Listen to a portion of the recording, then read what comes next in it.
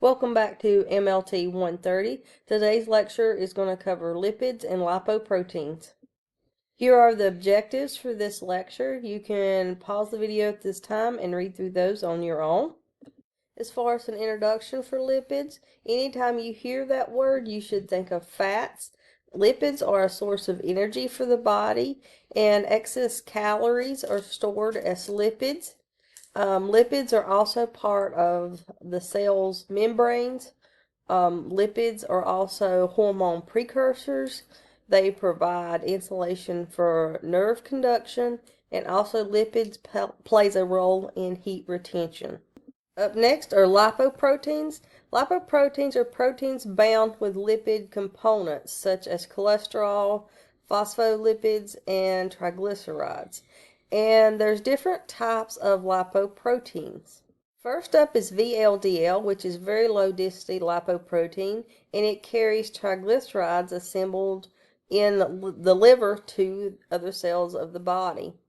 Next is the LDL, or low density lipoprotein, and it delivers cholesterol to peripheral cells. And these are peripheral cells, or cells out in the bloodstream.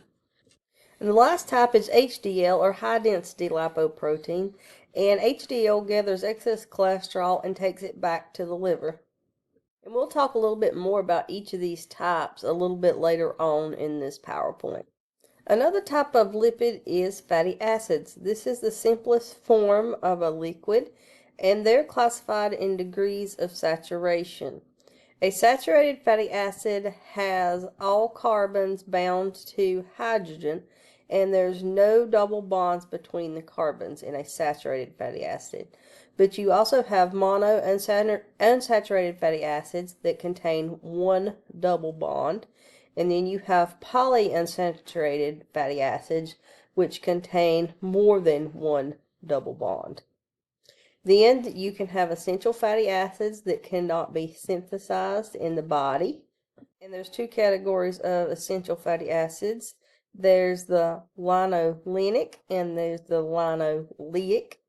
And the linolenic is things like omega-3 fatty acids that you'll find in things like nuts, veggies, and oils. And the linolenic, which is your omega-6 fatty acids, and again you can find those in nuts and seeds and refined oils.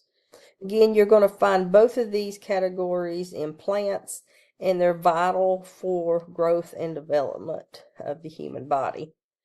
Most fatty acids are found in glycerol esters, including triglycerides. So what are glycerol esters?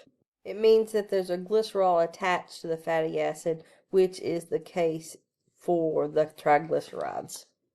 So let's talk about those triglycerides a little bit more in detail, and sometimes you'll see it represented by just TG as an abbreviation. The structure is 3 fatty acid molecules with one cholesterol held together by an ester bond. It's the most prevalent fat in the dye and plasma of humans. Triglycerides make up about 95% of fat stored in tissue. Triglycerides from animals and dairy sources contain saturated fatty acids in solid form at room temperature. Triglycerides from plant and vegetable sources contain polyunsaturated fatty acids in the form of oil at room temperature and refrigerated, which we're talking about 4 degrees Celsius for refrigerated. Triglycerides can be exogenous from the diet or endogenous, synthesized from within the body. Triglycerides are synthesized by the liver or made by the liver. So let's look down here at the structure of the triglyceride. You have the glycerol head, and you have the 3 fatty acids hanging off the glycerol head, and you would have an ester bond here holding it all together. On the next slides, we'll be talking about the phospholipid structure and the cholesterol structure. But just to kind of introduce you to these guys, I have put them on this slide. Also, to show you where we're talking about in the cell, here's an image of the cell. The phospholipid bilayer of the cell is magnified here or zoomed in, and you can see This is a example of a phospholipid bilayer. You can see the phospholipids and also the cholesterol structures that are contained within that phospholipid bilayer. But we'll be talking about those on the coming slides. Next is the phospholipids. The structure is 2 fatty acids with 1 glycerol head. And you can see the structure here. Here's that glycerol head and the 2 fatty acids hanging off of it. The phospholipids are similar to triglycerides in that they're synthesized or made in the liver, and they're an important part of the outer shell of the lipoproteins. Now let's talk about cholesterol. The structure looks a little bit different than the structure of the phospholipid and the triglyceride, and you can see the structure down here in the lower right-hand corner. It's made up of 27 carbon atoms with 4 fused rings, and it's not catabolized or broken down by most cells, and it's not an energy source. And it can be synthesized by the liver and other tissues throughout the body. The functions of cholesterol is a structural component of cell membranes, and we saw that it can be within the cell membrane on that image a couple of slides ago. It's a precursor of steroid hormones and vitamin D, and it's a precursor of bile acids. And what is the purpose of bile acids in the body?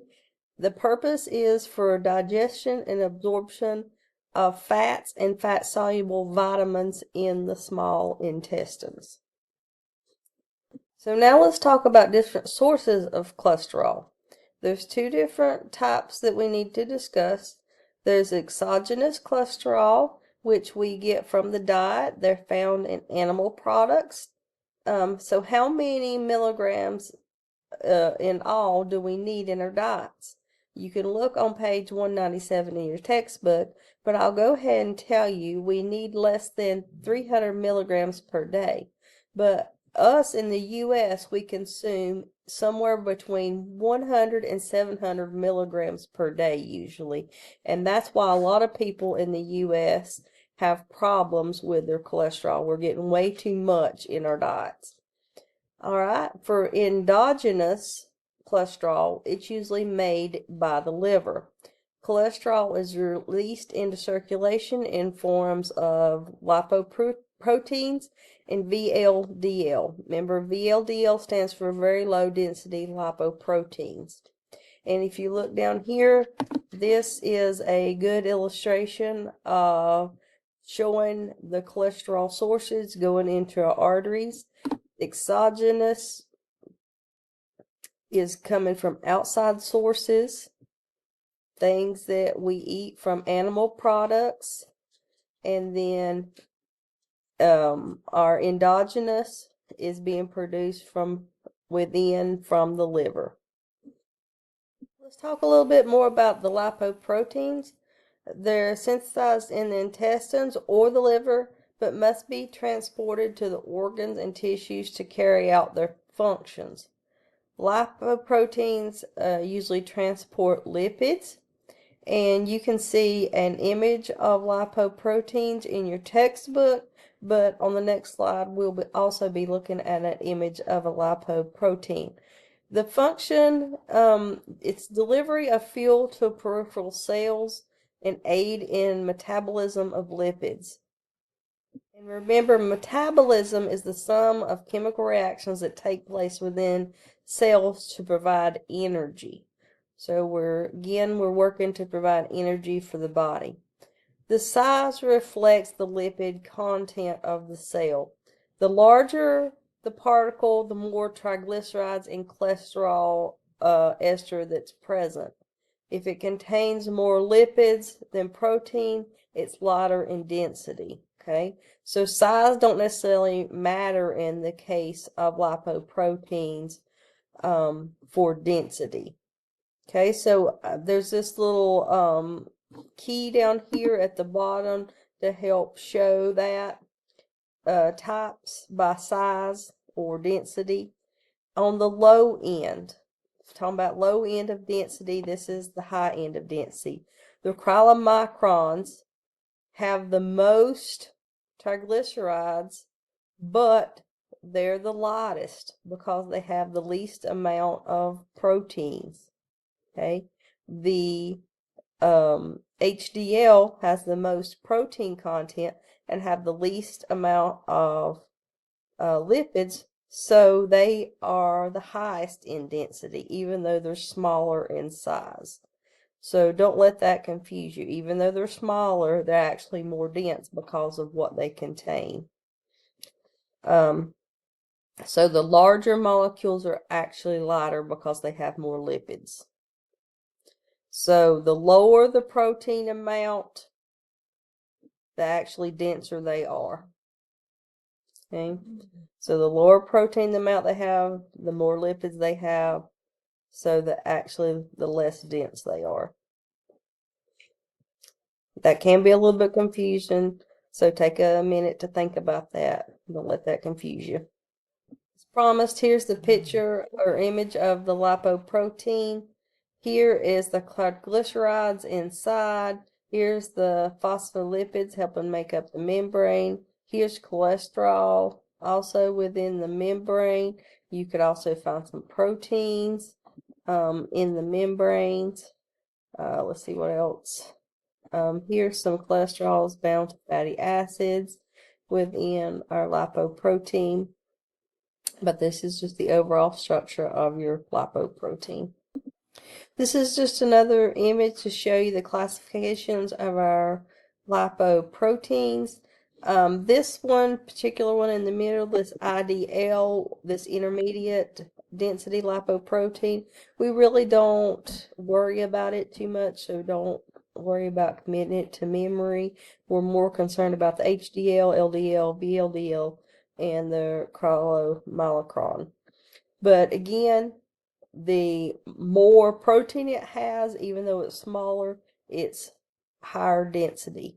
Okay, and you can see this one's only 10 nanometers, but it has a higher density. The chylomicron, it's larger in size at 1,000 nanometers, but it's less dense because it contains more lipids. Next, we have apolipoproteins. These are proteins that are found and are an integral part of the lipoprotein molecule's outer layer. We have A through E, but we're mainly concerned with ApoA and ApoB. ApoA is a major protein found in HDL or high-density lipoprotein and our chylomicrons. ApoA1 is a major protein of HDL, and it measures anti-atherogenic HDL. When you hear atherogenic, think about a tendency to form fatty plaque in the arteries. For ApoB, it makes up a major lipoprotein other than HDL. ApoB 100, large B, if high in a patient, it indicates a greater risk of cardiovascular disease. As far as APO C, D, and E, know that they exist, but you don't need to know necessarily details of each for our purposes. For our chylomicrons, it's the largest, and again, it's the least dense because it contains more lipids. They reflect the light usually when we're looking at them under the microscopes. They're known to float in plasma and can form a creamy layer. They're produced in the intestines, and they're packed with dietary lipids and composed mostly of triglycerides from the diet, from exogenous sources, and their role is delivery of lipids to the liver and peripheral cells. So as promised, let's talk about each one of these lipoproteins a little bit more in detail. So let's talk about VLDL a little bit more first, the very low density lipoprotein. It's again produced in the liver and it's rich in triglycerides from the liver, and this is endogenous or produced in the liver. It carries endogenous triglycerides and it's transported from the liver to the tissues, and that's what it's showing in this picture. We're starting here and it's transporting out to the tissues and then ultimately back to the liver. So this is an endogenous pathway. It reflects light. It does not form a creamy layer. Excess dietary carbs, saturated fatty acids, trans fats, trans fatty acids all enhance synthesis of triglycerides, which increase the VLDL production. Now let's discuss LDL, or low-density lipoproteins. It results from lipolysis of VLDL. Remember, anytime you see lysis, think breakdown. It's cholesterol rich. It's readily taken up by the cells. It promotes atherosclerosis, or the buildup of fatty plaques in the blood vessel walls. Because of the small size, it can infiltrate extracellular space in the vessel walls.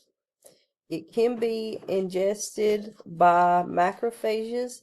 It can turn into foam, which can lead to fatty streaks and become plaque in the blood vessel walls, which you can see here in this image of this blood vessel. Lipoprotein A is a variant of LDL. It indicates an increased risk of premature coronary artery disease and stroke. Next is HDL, or high-density lipoprotein. It's mostly composed of protein and small amounts of cholesterol and phospholipids. Remember, this is the smallest and most dense. It's synthesized in the liver and intestines. The shape is a disc or a sphere. The disc is most active in remodeling cholesterol. The protein is usually protein A or A2. Women have a higher HDL and lower cholesterol than men until menopause, and both have increased HDL with age. And one thing to remember with HDL, this is considered your good cholesterol. So this is the one you want to be higher, and your other cholesterols, like your LDL, is considered bad. So those are the ones that you don't want to be high. So here's your trivia question. Pause the video and try to answer this on your own before you move on in the slideshow. Premature atherosclerosis can occur when which of the following is elevated? Chylomicrons, VLDL, LDL, or HDL? The correct answer is C, LDL. So here's our normal values for cholesterol, HDL, and LDL. Please know these normal ranges. For cholesterol, you want your cholesterol to be less than 200 milligrams per deciliter. For your HDL, remember I said that's your good cholesterol. You want it to be greater than 60. For your LDL, that's your bad cholesterol. You want it between 100 and 130. At 130 to 159, that's borderline risk of coronary heart disease. And over 160, that puts you at higher risk for coronary heart disease and also stroke. Here's another trivia question for you. Again, pause the video, try to answer it on your own before you go on and see the answer to the question. High levels of which lipoprotein is associated with a decreased risk of cardiovascular disease? Is it chylomicron, VLDL, LDL, or HDL? The correct answer would be D, HDL, which is your high-density lipoprotein, and that is your good cholesterol. You want it to be above 60. There's 4 different pathways for lipoprotein metabolism we need to discuss. First off, there's the lipid absorption pathway. It helps in the intestines. Cholesterol is metabolized into a soluble form to be absorbed. There's the endogenous pathway, which is the metabolism of chylomicrons. Cryolipopylglycans transport fat, mostly in the form of triglycerides, from intestines to liver to other cells of the body. The endogenous pathway is the metabolism of VLDLs to LDLs, and in the reverse pathway is it uses HDLs as cholesterol scavengers, and it removes cholesterol from tissues throughout the body and carries it back to the liver for disposal. And this is the good cholesterol, and it works against coronary heart disease. Here's another trivia checking question. Select the lipoprotein fraction that carries most of the endogenous triglycerides. Is it VLDL, chylomicrons, VLDL, or HDL? Pause the video and try to answer it on y'all before you get the answer. The correct answer is A, VLDL. Let's talk about some conditions that are associated with lipids or lipoproteins. Hyperlipidemia is a general term meaning that there's too many lipids in the blood. Hypocholesterolemia, you can have primary or secondary. Primary is a condition that is usually generic. Secondary is it's secondary to possible causes such as hypothyroidism. DM is diabetes mellitus. Nephrotic syndrome, maybe an obstruction in the bile duct, or it might be secondary to prescription drugs or postmenopause. Hypocholesterolemia is a decrease in the cholesterol, and it can be due to hyperthyroidism, liver disease, malnutrition, starvation, or genetic effects.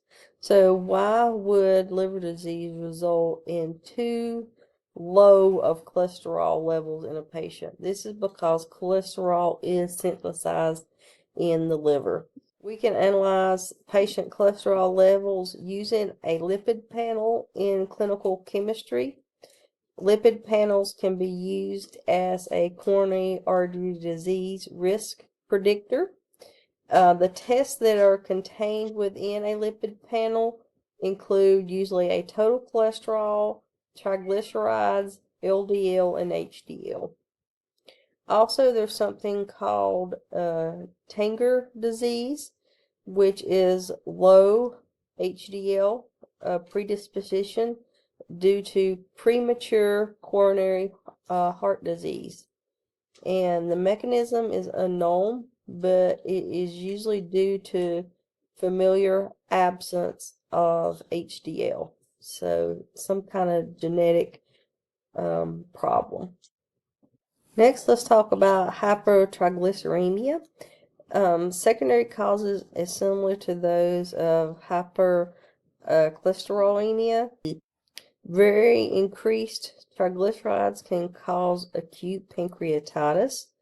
So if you have increased triglycerides, you can actually physically see it in serum and plasma when tubes are spun down. So if you have less than 20 milligrams per deciliter in your samples, they're usually still clear as far as your serum and plasma. But if you have somewhere between 200 and 300 milligrams per deciliter, the plasma or serum may start to look hazy. But if you have over 600 milligrams per deciliter, your serum and plasma may start to appear milky or opaque. You cannot see through it. The reference range for triglycerides, what you want it in between, should be between 60 and 150 milligrams per deciliter. If a patient has not been fasting for a lipid panel, the test can be affected, and it will be falsely elevated for the triglycerides because of the food that the patient has eaten before the test. So lipid panels, the patient should be fasting. Here's just a stop and think about it question. Which of the following diseases results from a familiar absence of HDL? Pause the video and try to answer it before you get the answer in the video. The answer is C, Tangier disease. Lipoprotein A has arthrogenic and thrombotic potential.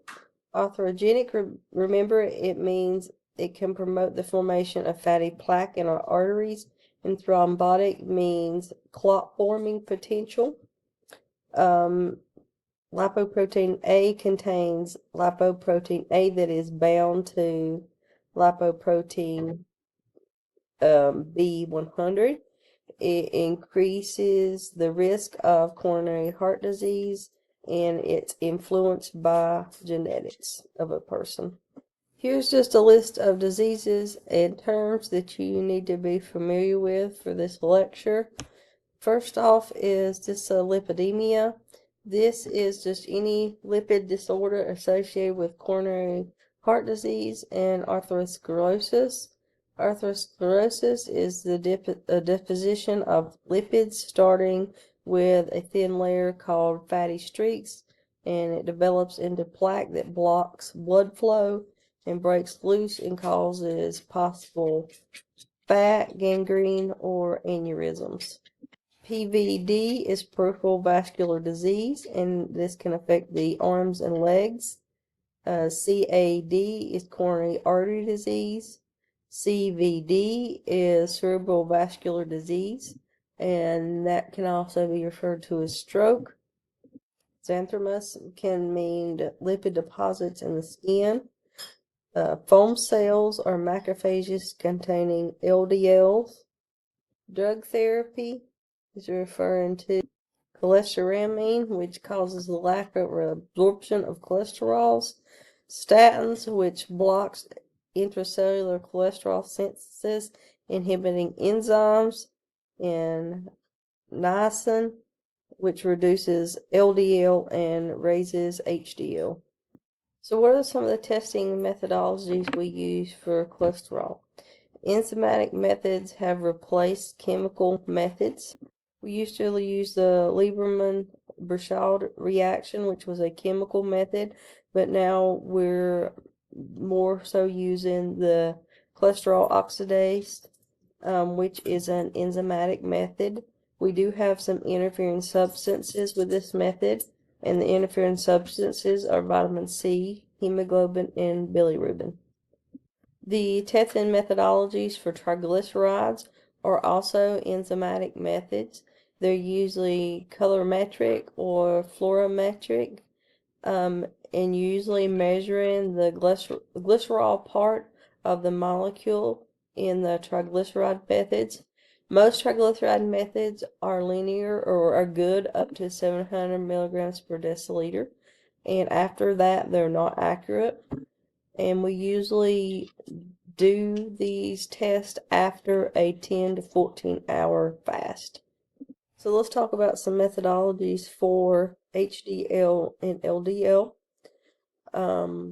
For total cholesterol alone, it has limited value for assessing coronary artery disease risk on its own. Remember, our LDL is our bad cholesterol and the HDL is our good cholesterol. In order to measure our HDL in samples, we usually need to remove the LDL and VLDL. Okay, so to get our LDL value, we use what's called the Friedewald's calculation. And here's an example of that calculation. Here's an alternate form of that calculation, but this one is the one that's used most often. And remember your order of operation when you're using this calculation. You're going to do the triglycerides divided by 5, and then plus your HDL, and you're going to take that number and subtract it from your total cholesterol to get your LDL.